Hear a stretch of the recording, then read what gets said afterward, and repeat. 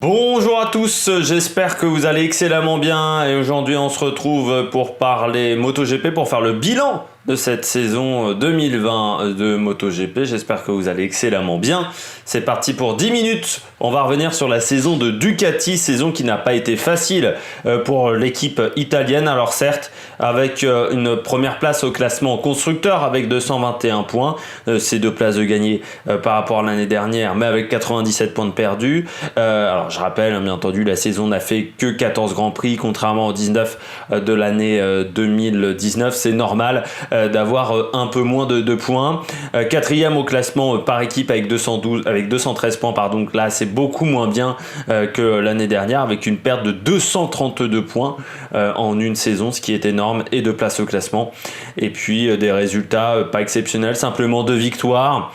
Et 3 podiums, en sachant que les victoires comptent dans les podiums, donc ça veut dire que les résultats sont assez moyens du côté de Ducati, dont un 8 sur 20 pour l'équipe italienne. Il n'y a pas grand chose à sauver pour l'équipe Ducati. Saison mauvaise, quasiment jamais dans le coup, il faut le dire, hein, à part quelques fois Dovizioso en début de saison.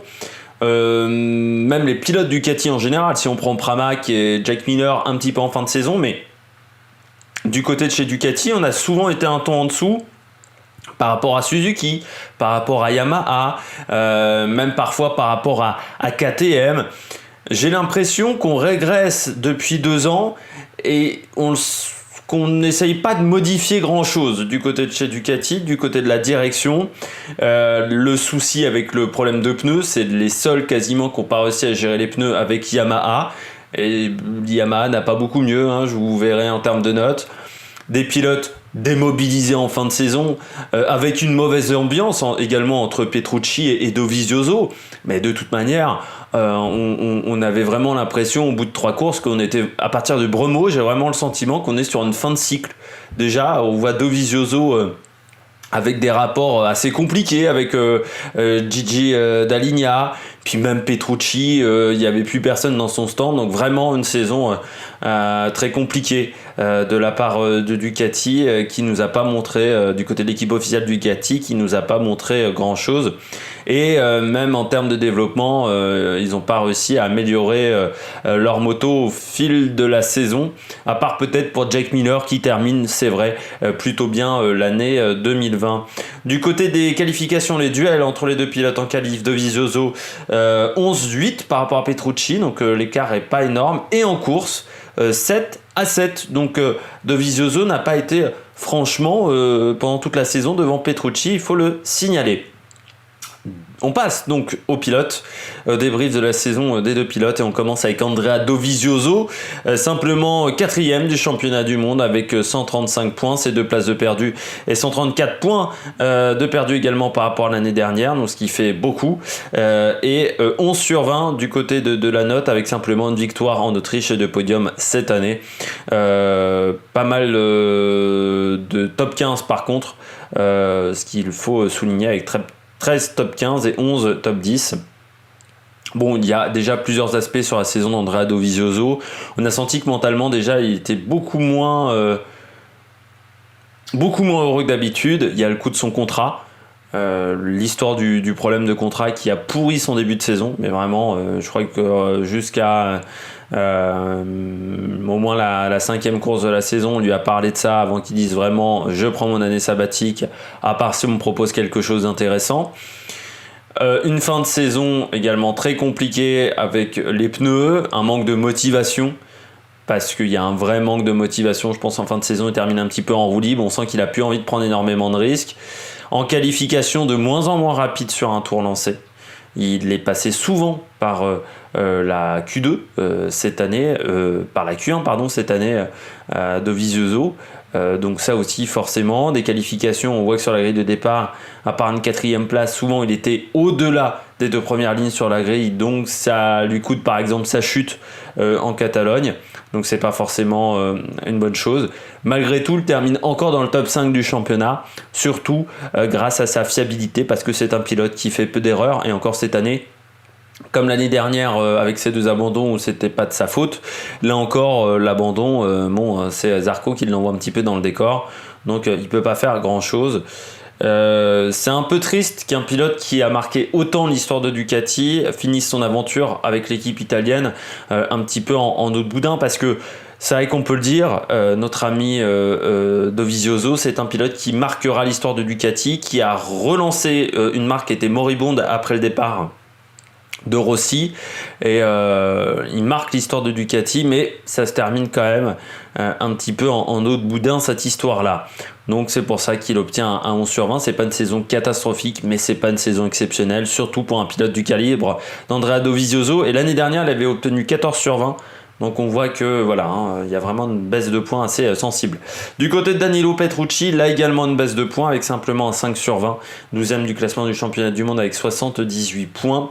L'année dernière, il avait obtenu un 9 sur 20 parce que sa saison était un peu mi-figue mi-raisin, avec une bonne première partie de saison et puis ensuite une deuxième partie de saison compliquée. La saison 2020, elle ressemble énormément à sa fin de saison 2019, sauf sa victoire au Grand Prix de France, qui est la seule chose positive à conserver de sa saison, parce que sinon il a toujours été en galère, jamais dans le coup à la régulière, mais bon, ça c'est pas beaucoup pire, c'est pas pire que Andrea Dovizioso. Il était en capacité de se relancer, je pense, cette année, de repartir sur de bonnes bases. Il n'a pas été en mesure de le réaliser, que ça soit d'un point de vue sportif et d'un point de vue mental. Sa sortie à Motorland, où il dit je m'en fous que d'avoir comme coéquipier Dovizioso, pour gagner une course, je peux le dégager, je peux le mettre hors piste. Forcément, ça a un petit peu tendu les relations. C'est vraiment pas une grande année pour un pilote officiel, et on pourrait comparer sa saison à la saison d'Albon par exemple en F1 chez Red Bull. C'est quasiment médiocre, et c'est pas loin du ridicule de la part de Danilo Petrucci. Il aura la pression l'année prochaine chez Tech 3, parce que vu la saison qu'a réalisé Oliveira, on attend de lui qu'il soit en capacité de se battre aux avant-postes, et je suis pas sûr qu'il soit encore en capacité de le faire. Donc ça m'inquiète un petit peu pour le pilote italien, mais 6 places de perdu, moins 98 points, voilà, en un an, c'est juste... Il n'y a pas grand-chose à retenir de son année. C'est vraiment dans la lignée de la fin de saison 2019 où il était vraiment pas en confiance. Il n'a pas réussi à retrouver sa confiance. Malgré tout, lui aussi, ce qui le sauve un peu, c'est qu'il a qu'un seul abandon. Mais regardez, il a qu'un point de plus que Zarco. Zarco a 3 abandons. Zarco, c'était sa première année sur une Ducati. Donc la comparaison fait extrêmement peur entre les deux pilotes. On passe aux enjeux pour 2021. Les enjeux 2021, c'est repartir de l'avant. Très clairement pour l'équipe Ducati, essayer de repartir sur un nouveau cycle avec d'un côté Jack Miller et Pecco Bagnaia. Revenir aux avant-postes, parce que cette année c'était vraiment pas ça. Améliorer cette moto. Peut-être qu'on est resté un petit peu sur ses lauriers ces dernières années. Il faut repartir, retrouver des innovations. D'un côté, j'ai un Jack Miller qui a l'air au sommet, qui a fait une très très grosse fin de saison, qui a l'air au top, qui a fait peu d'erreurs cette année, il faut le dire, parce que ses abandons, il en a 4 et il y en a 3 qui ne sont pas dus de sa responsabilité à cause de problèmes techniques.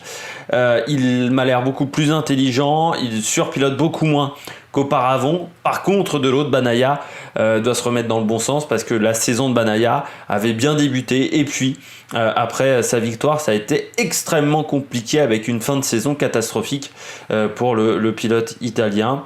Faire attention également, c'est que Zarco, comme j'ai dit lors de ma présentation de l'équipe, du bilan de l'équipe Avintia, c'est que Zarco est en embuscade, et que si un des deux pilotes n'est pas assez performant, il peut se retrouver propulsé dans l'équipe numéro 1. Je sens que l'année 2021 va être assez électrique du côté de chez Ducati, est très intéressante parce que ça va être très très animé, que ça soit en piste mais également en dehors de la piste. J'espère que vous avez aimé cette vidéo. Si vous avez aimé cette vidéo, n'hésitez pas à réagir dans les commentaires. Même si vous n'avez pas aimé cette vidéo également, n'hésitez pas à vous abonner à la chaîne également et à mettre la petite cloche pour être au courant des dernières vidéos qui sortent sur la chaîne. N'hésitez pas à mettre un pouce bleu. Et puis nous, on se retrouve pour de nouvelles aventures sur l'Amérique Production. Ciao ciao.